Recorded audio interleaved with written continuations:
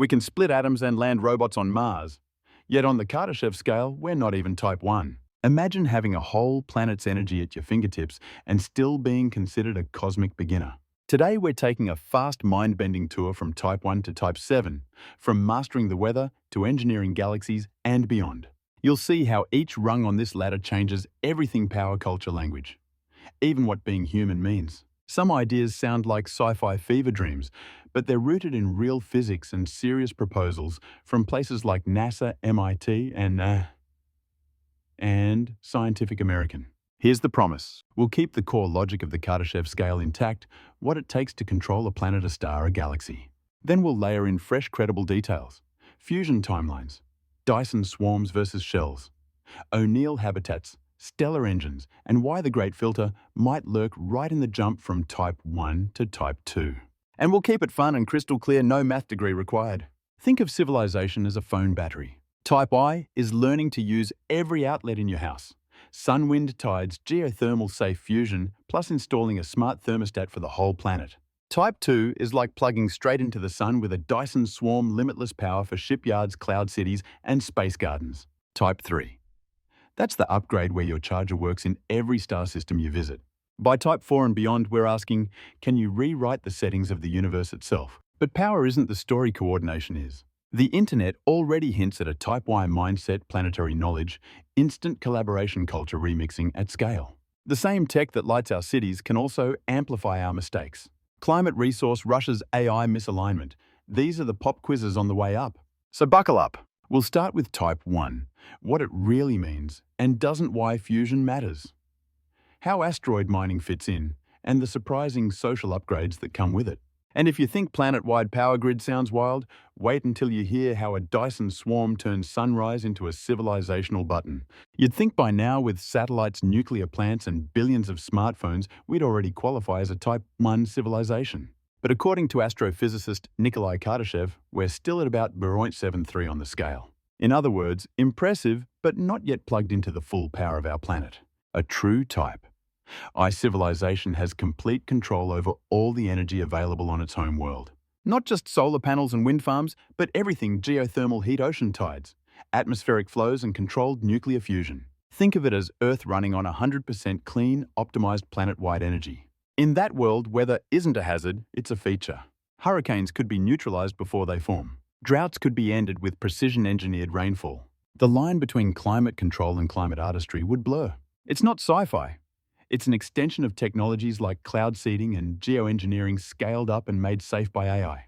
To get there, though, we need a breakthrough that's been just out of reach for 70 years: fusion. Fusion power, where hydrogen atoms merge to release immense energy, offers almost limitless clean fuel. As of 2024, projects like ITER in France and Spark at MIT are inching closer to net positive fusion reactions. If that succeeds, humanity's energy equation flips overnight. But energy alone isn't enough. As planetary scientist Philip Metzger notes, a Type I society isn't just about how much energy you use, it's about how wisely you use it. To sustain such power, we'll need materials beyond Earth mined from the Moon, asteroids, and maybe Mars. NASA and private companies like Astroforge already have blueprints for robotic mining fleets that could make this possible. Still, there's risk in every upgrade. A rapid industrial leap could worsen climate change before it fixes it. Cheap energy could fuel conflict over who controls the tech. And as history shows, power without unity leads to collapse, not ascension. That's why the real sign of a Type I civilization isn't a Dyson sphere, it's cooperation. The internet, for all its chaos, is humanity's first true planetary nervous system. It lets knowledge travel, instantly synchronizing innovation at a scale never seen before. That global brain is the foundation we'll stand on to reach Type II. And when we get there, when a species figures out how to bottle the power of a star, everything changes. If a Type I civilization controls a planet, a Type II civilization controls a star. Imagine capturing nearly all the energy the sun produces, not just what trickles down to Earth. That's about 10 billion times more power than we currently use. The concept isn't fantasy, it's physics.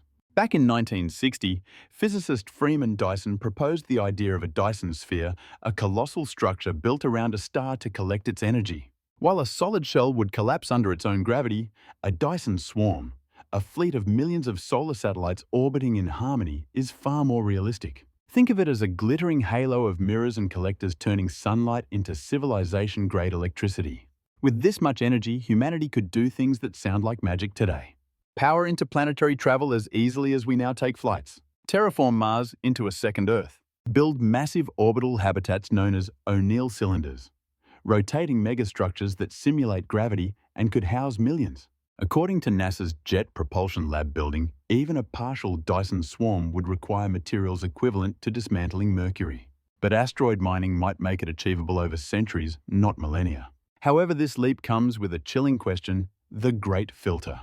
If civilizations can theoretically reach Type II, why haven't we detected any? Radio telescopes like those in the SETI program have scanned the skies for decades and found silence. Maybe the transition to star-level mastery is where most civilizations fail, wiped out by war resource collapse or AI misalignment before ever reaching the stars. But let's assume we survive the filter. Life in a Type II civilization would feel almost post-scarcity. Energy would be free travel between planets routine and culture more unified than ever. With quantum internet, language barriers would vanish thanks to instant translation. Education, communication, and creativity would flourish powered by the sun itself. Yet the universe doesn't stop at one star. The next step in the Kardashev ladder is beyond imagination, a civilization that doesn't just control a solar system, but an entire galaxy.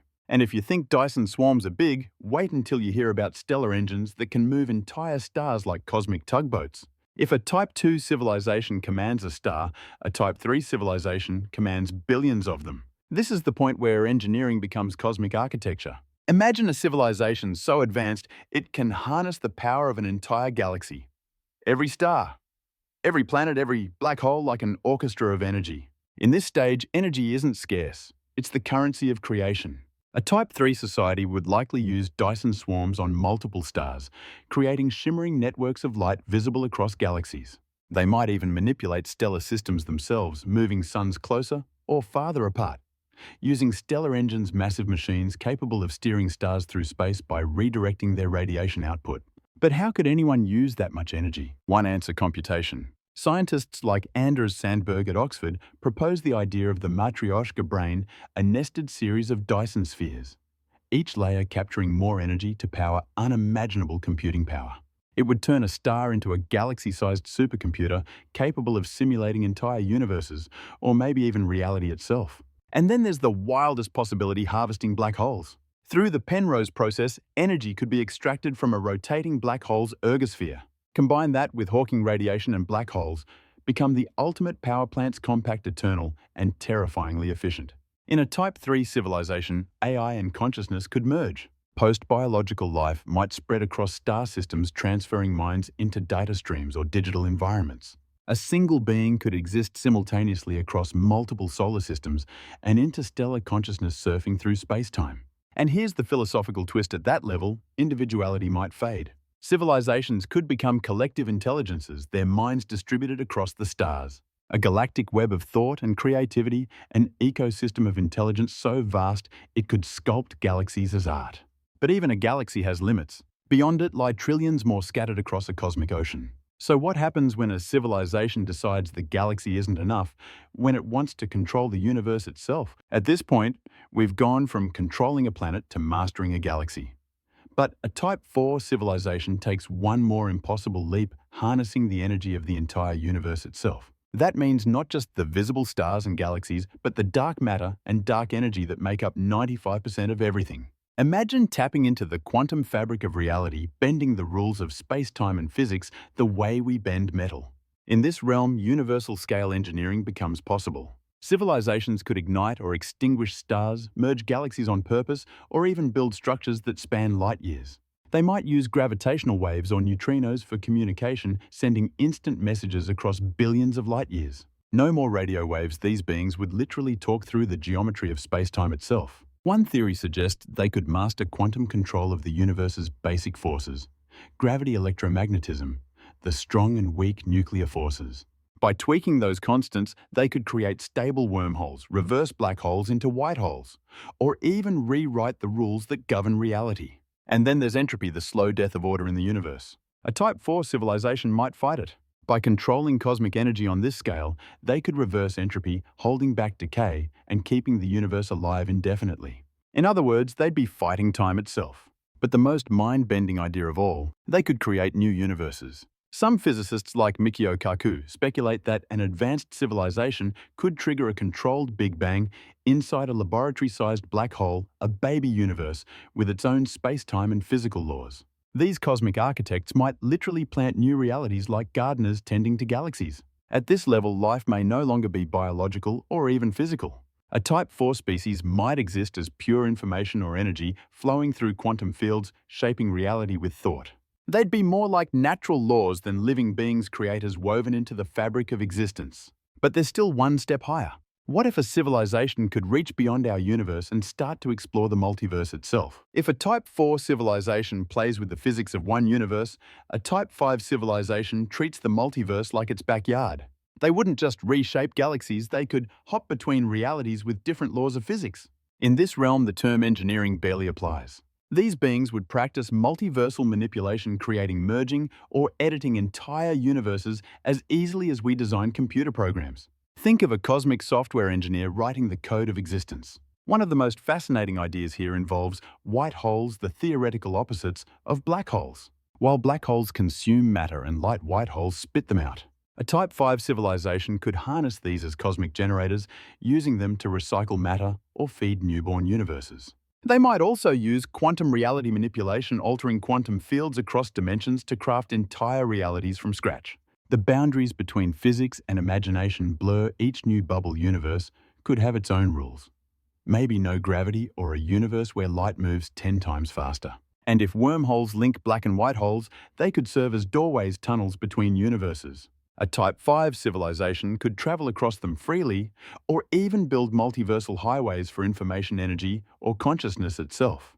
At this stage, consciousness might not be tied to a single form.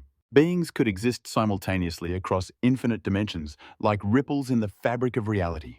They might even adjust the constants of nature, changing the speed of light, tweaking gravity, or rewriting the quantum code that defines what's real. In short, a Type V civilization wouldn't just understand creation, they'd practice it.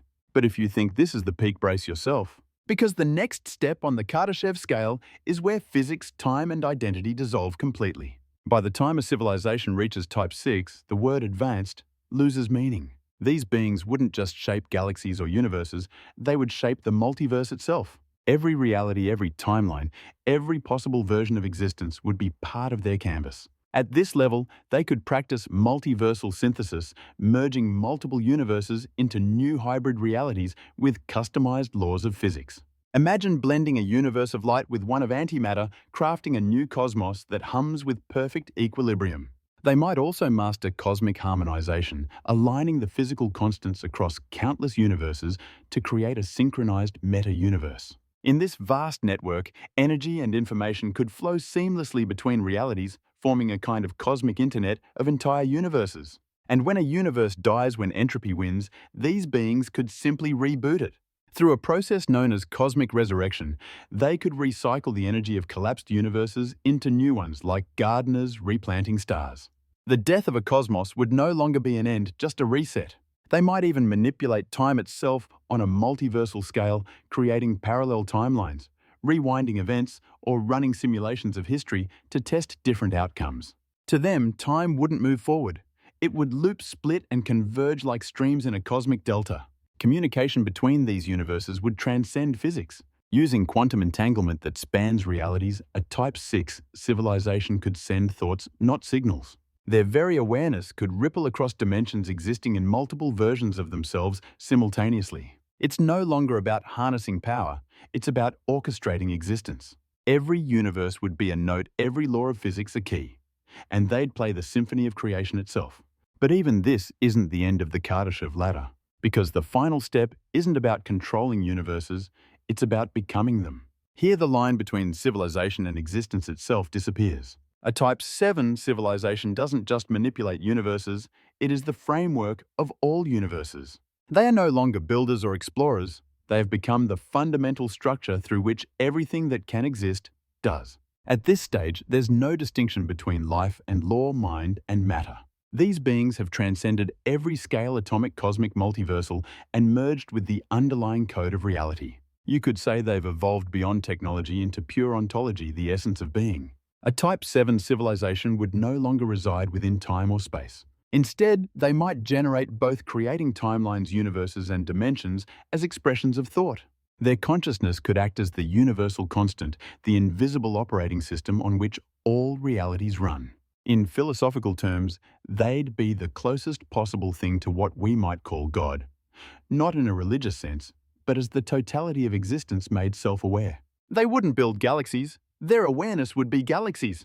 They wouldn't travel across the multiverse, they'd become the multiverse. Some theories even suggest that our own universe could be an echo, a simulation, or a side effect of such an entity's thought, a dream of a Type VII intelligence that seeded reality itself.